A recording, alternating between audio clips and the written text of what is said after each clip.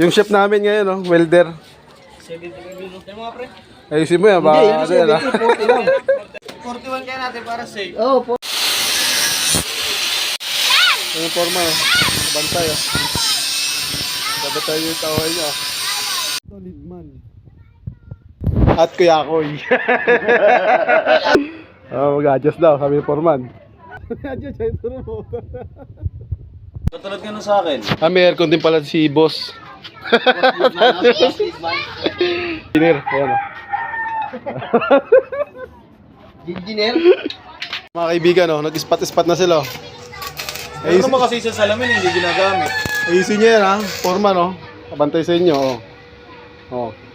May isang salamin ako nilagay, ano ba? Salamin na, gagalit, pinapagalitan. Asa na ba yung safety? Safety, wala, tulog pa eh. Nangunguya ako yung safety. Yan yung marunong mag-spot to. Test na, no? Kasi Foreman, nakabantay, ha? Huwag ka dyan tumapat sa usap ko ng welding, yun yung masakit sa mata. Pati tagay, may siwalan yan eh. Pantay ang pantay. Oh. May tituro si Foreman, no? May tituro. Oh. Yan, oh.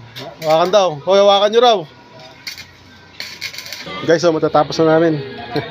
Baka gusto yung magpagawa, oh. Bagong Foreman, oh. Ayan, bagong Foreman yan, oh. Hey.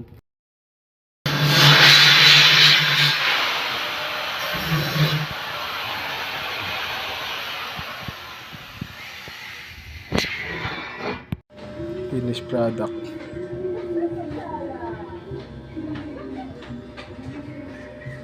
Pero pagka sinalpak siya, Salpak na lang yan. Patayin mo na yung pintura.